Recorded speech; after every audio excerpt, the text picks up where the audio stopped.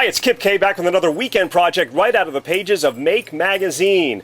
Well, summertime is here, which means fun at the beach, fun in the water, and fun with water. Well, hopefully sometime this summer you'll get into your own water fight. And to help you win this water warfare, we've got a great project this weekend. It's the ultimate soaker, the head-mounted water cannon.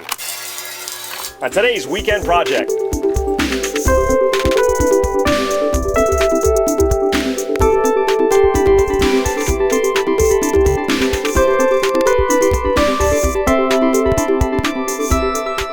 The head-mounted water cannon by John Young can be found in Make Volume 12. For this project, you'll need a fire extinguisher, a water type that you can refill, a motorcycle helmet, a scuba backplate, a block of wood, a wooden dowel, a bicycle brake lever assembly, a standard garden hose nozzle, and some fittings. We'll start with the brake assembly and insert the brake cable into the brake lever and make sure it's secure. And then take our wooden dowel, which will serve as our handle, and attach our brake lever to that and secure that tightly to the wooden dowel. Now it's time to do some work on our fire extinguisher, and we don't have a pin for this one, so I'm just going to use a small screwdriver to hold the lever in place. And we're going to drill a small hole through the top part of the handle, and then drill another small hole directly below the first hole in the bottom handle. We'll feed the other end of our brake cable through both holes and secure that at the top with a cable ferrule, and we squeeze that nice and tight. After some minor adjustments, the brake handle does activate our fire extinguisher handle. So now it's time to fill it with our ammo, which is going to be water. We'll unscrew the top and fill it with about 2.5 gallons of water, and then tighten the top back down. To pressurize it, an air pump or air compressor is needed to force air into the fire extinguisher and generate about 100 pounds per square inch.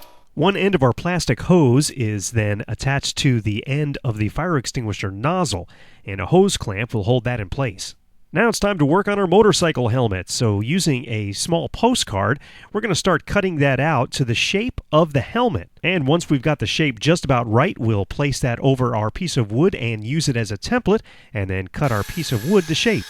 A 1/2-inch hole needs to be drilled lengthwise through the block of wood, so a paddle bit is the best thing to use for that because it's long enough.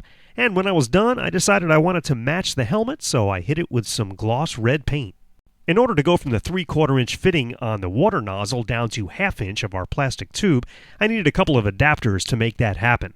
And then the plastic tube is run through the block of wood, and our water nozzle is attached on the other end, and I found it to be a very tight fit without any kind of clamps, and it fits snugly inside the hole. After eyeballing the location of our nozzle mount, I made a couple of marks with a Sharpie, and then drilled 2 holes through the helmet.